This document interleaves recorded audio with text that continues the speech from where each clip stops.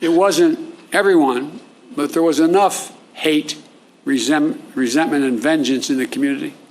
Enough people who believed that America does not belong to everyone and not everyone is created equal. Native Americans, Asian Americans, Hispanic Americans, Black Americans, a belief enforced by law, by badge, by hood, and by noose that speaks to that lit the fuse. It lit it by the spark that it provided.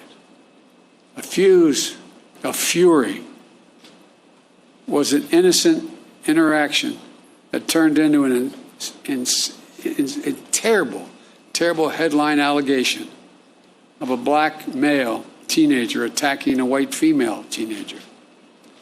A white mob of 1,000 gathered around the courthouse where the black teenager is being held, ready to do what still occurred, lynch that young man that night.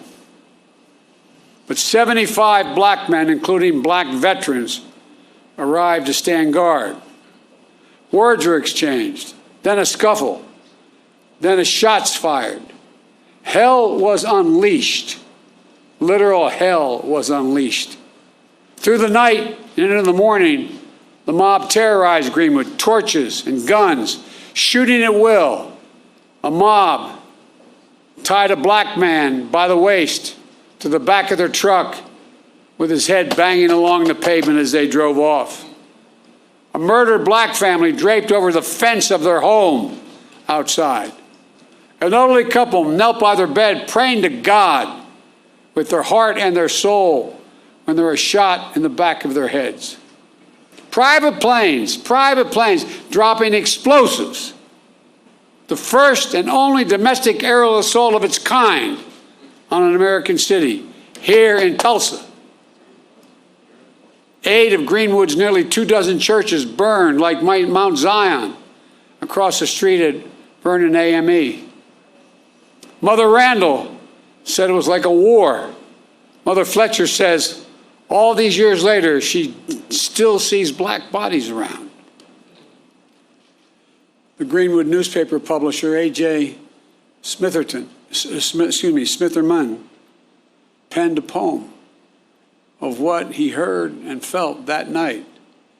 And here's the poem. He said, "Kill them, burn them, set the pace, teach them how to keep their place. Reign of murder, theft, and plunder was the order of the night." That's what he remembers in the poem that he wrote. 100 years ago, at this hour, on this first day of June, smoke darkened the Tulsa sky, rising from 35 blocks of Greenwood that were left in ash and ember, raised in rubble. Less than 24 hours, 1,100 black homes and businesses were lost. Insurance companies, they had insurance, many of them, rejected claims of damage. 10,000 people were left destitute and homeless, placed in internment camps. As I was told today, they were told, "Don't you mention you were ever in a camp, or we'll come and get you." That's what survivors told me. Yet no arrests of the mob were made, none. No proper accounting of the dead.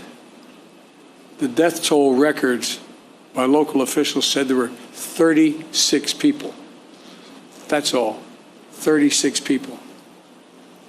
Based on studies, records, and accounts, the likely number is much more in the multiple of hundreds. Untold bodies dumped into mass graves. Families who at a time waited for hours and days to know the fate of their loved ones are now descendants who have gone 100 years without closure. My fellow Americans, this was not a riot. This was a massacre.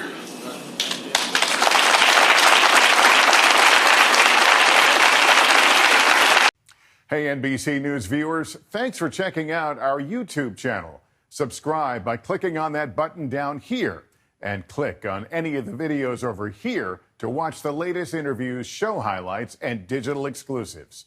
Thanks for watching.